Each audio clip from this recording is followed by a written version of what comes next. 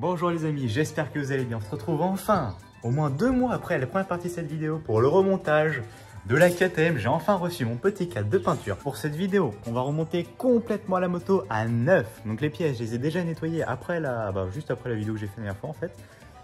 Donc je sais pas encore si je vais vous faire un accéléré, si je vous pose le téléphone quelque part, je fais un accéléré pour le remontage. Je vous ai déjà vu le montage, donc bon, ça va ressembler à ça, mais dans le sens inverse. Hein.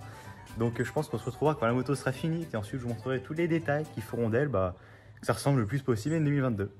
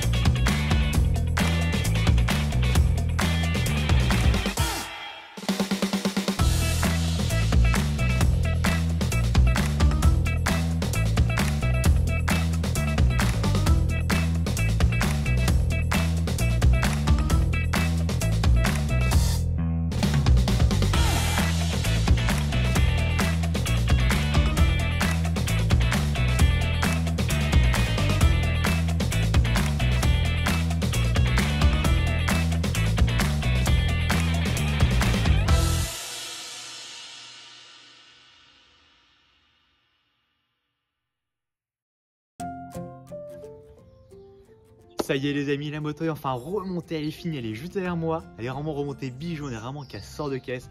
Vous imaginez même pas tous les petits détails comme je suis content. On est vraiment une 2022. Je vous montre sans plus attendre le résultat final.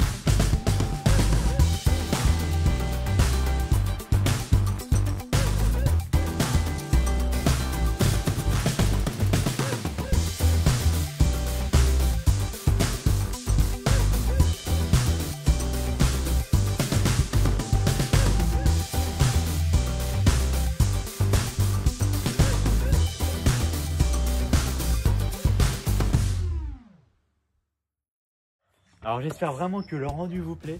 Personnellement, c'est vraiment ce que j'attendais. Enfin après, de toute façon, elle était déjà sur les photos sur internet. Hein. Il y a juste à taper 250 ASICS 2022, vous trouvez exactement ce modèle-là.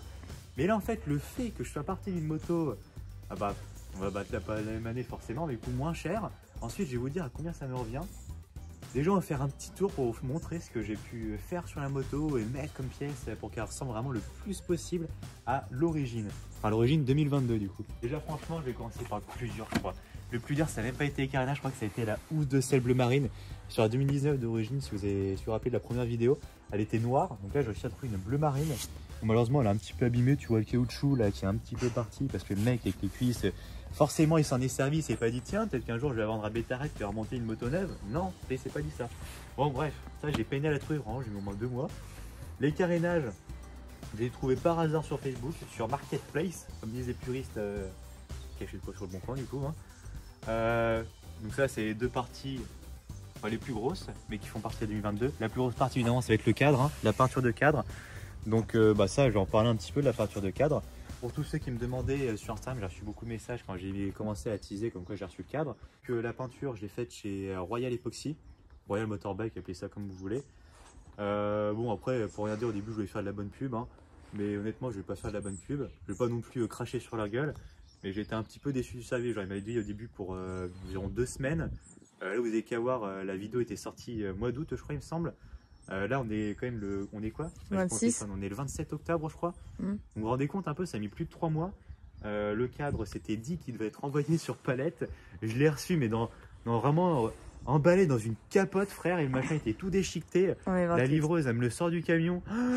Mec je vois le cadre, mais il était niqué de tous les côtés, des pattes de tordu et tout. Mec attends, même si c'est pas de leur faute, ils avaient qu'à mettre un mot comme quoi fallait pas le déballer ou je sais pas. Du coup je sais pas s'ils l'ont vraiment eu sur palette.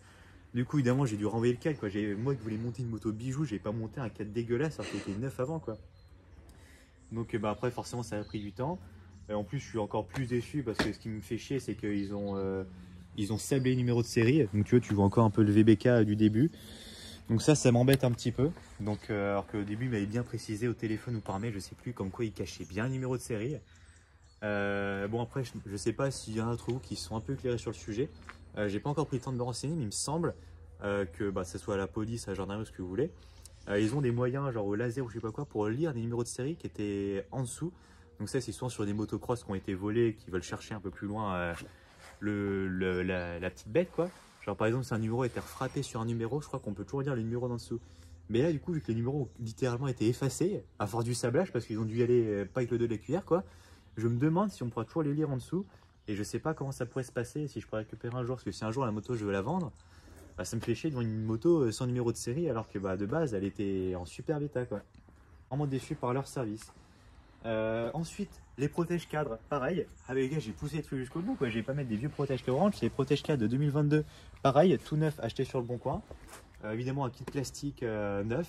Donc pour le kit plastique, je me suis passé avec des ouïes et des protèges fourches. Donc avant, arrière, ouais. Pour les protèges fourches, donc les protèges fourches, par contre, j'ai pas réussi à en trouver sur le bon coin, ni sur mon Facebook, ni sur rien du tout. Ça, c'est un petit peu dommage. C'est vraiment la seule pièce qui me manque sur la moto. Si jamais vous connaissez quelqu'un qui a demandé, j'achète tout de suite.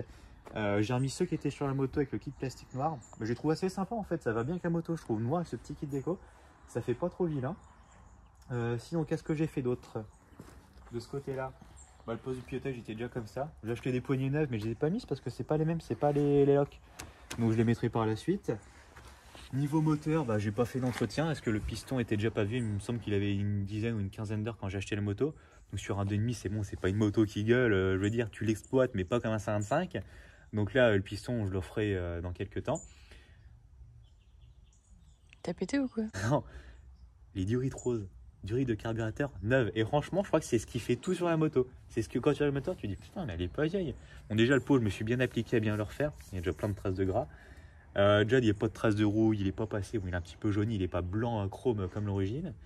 Je me suis amusé à refaire toutes les vis, les passer à la perceuse dans la paille de verre. Les cale-pieds, les ai repeints, un petit coup de bombe gris métal, franchement ça fait toute la différence. Sur toutes mes motos, on fait tous ça, vraiment, on repeint nos cale-pieds, je trouve que c'est ce qui fait tout. Ensuite, on y a greffé un petit kit de chaîne, donc ça il me semble que vous l'avez vu dans l'accéléré. Donc couronne, chaîne, pignon. Puis à part ça, de toute façon, c'est rien. Le plus gros, c'était vraiment la peinture de cadre, le carénage. En vrai, il n'y a pas eu beaucoup de modifications. Mais la moto, ça la change totalement de gueule. Je trouve qu'il n'y a vraiment rien à voir par rapport à quand je l'ai eu avec le cadre gris et les vieux plastiques d'origine et tout. Donc là, maintenant, les amis, je vais quand même vous la démarrer un petit peu. Même si vous l'avez déjà entendu tourner, même si j'ai fait une vidéo, on l'essaye. Ça fait toujours rien de la redémarrer. Je ne sais pas si on va la faire un petit peu. Parce qu'évidemment, il n'y a plus de luminosité. Il est 18 h, on est au mois d'octobre, il fait déjà nuit. Tout va bien. Donc la prochaine vidéo ça sera sûrement une vidéo GoPro avec la moto parce que putain, quand je l'ai essayé, mais j'ai oublié que c'était nerveux à ce point là.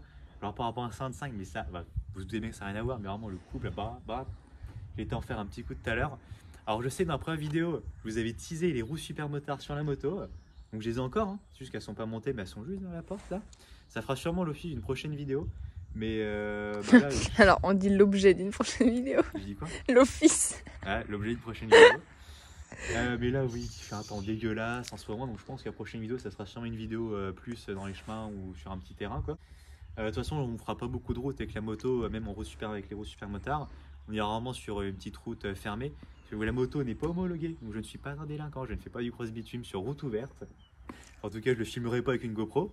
Donc si je fais une petite GoPro, ça sera dans un petit terrain en cross ou alors en super motard. Je pense que le super motard, ça intéresserait les gens parce que des 250 SX en super motard, on n'en voit pas beaucoup.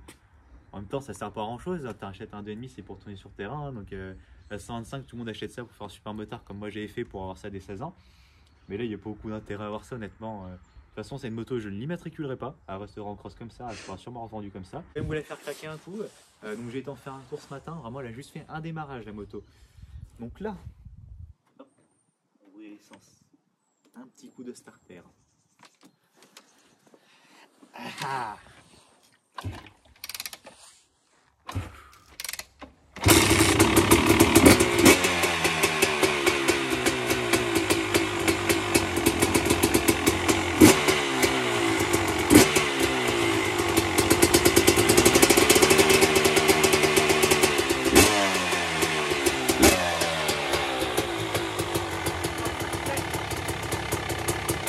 Je sens que ça claque, c'est ça qui me plaît.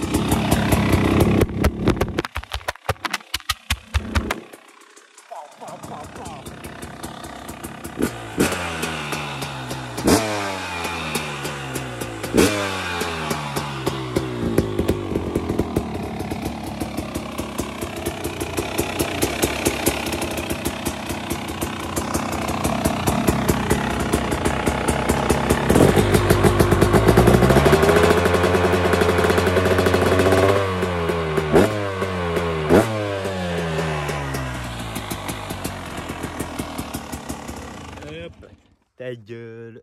Hop, on ferme tout, nickel. Donc voilà pour cette petite vidéo les amis, elle est déjà finie. Je préfère faire plusieurs vidéos courtes, mais en faire plusieurs.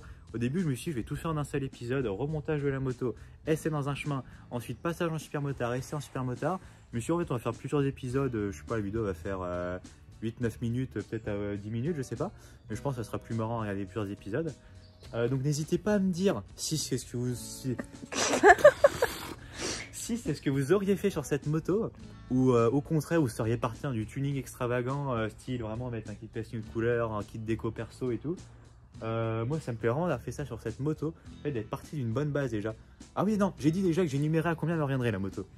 Alors, la moto je l'ai payée 4500 €, donc 250 SX de 2020. Donc vous regardez la cote sur le bon coin, bon voilà, à vous de juger le prix de la moto. Ensuite la peinture de cadre, donc j'ai payé 300 €. Donc bon, pareil, le prix, de toute façon, j'ai pas été voir sur les concurrents si c'était cher ou pas, j'ai tout de suite fait chez eux. Donc 300 € pour la peinture de cadre, et ensuite quand on prend en compte toutes les pièces 2022, plus le kit plastique, plus 2-3 conneries et tout, on revient à peu près aussi à 300 € de pièces. Donc en fait, ça fait 4500 plus 300, 4800, ça revient à 5100 €. Oui, des brouettes, hein, peut-être il y a 2-3 conneries que j'ai peut-être pas compté. Donc voilà, en vrai, pour 5000 €, ça vous fait une moto qui a la même gueule qu'une moto à 7000 €. Donc moi c'est ce qui me passionne. Bon, après certes on part pas non plus d'une modernisation de moto, c'est pas comme si j'étais parti d'une moto de 2005 ou même comme mon vieux 300 de 97 que j'avais vraiment restylisé comme une moto de 2010 hein, après, qui avait déjà rien à voir. C'est sûr on parle pas sur le même truc, là il y avait beaucoup moins de modifications à faire. Mais niveau gueule ça me plaît vraiment. La 2022 quand elle est sortie, mais j'ai pété un boulon quand j'ai vu. Malheureusement entre temps la 2023 est sortie. Donc bah celle-là maintenant elle fait tout fado hein, à côté de la 2023. Donc franchement en 2003 il y a vraiment une belle moto, mais là vraiment c'est pour le puriste qui a vraiment du gaz tous les week-ends sur terrain. Moi en tant que petit motoriste qui va tous les dimanches matin dans les chemins à côté de chez moi, qui a même pas encore de licence pour tourner sur terrain FFM, franchement ça me convient très bien, un carburateur. Donc voilà pour cette vidéo les amis, n'hésitez pas à partager, liker et abonner. Voilà, maintenant je fais comme vrai youtubeur. T'as dit allumer la petite cloche? Activer la cloche. Ah ouais, activer ouais. Voilà, total. Les 4 trucs, n'hésitez pas à faire ça. Et on se dit à, je sais pas, ce sera sûrement la semaine prochaine pour l'essai de la moto en vidéo. Bisous. À plus. Ce qu'on va faire, c'est que je vais tout poser là. On va regarder et à ça. Et voilà. Bon bah c'était plus rapide hein. Bon de toute façon, je mets ça mais bon, vous avez déjà vu le résultat. En fait je fais ça juste pour mon pur plaisir. Tant pis.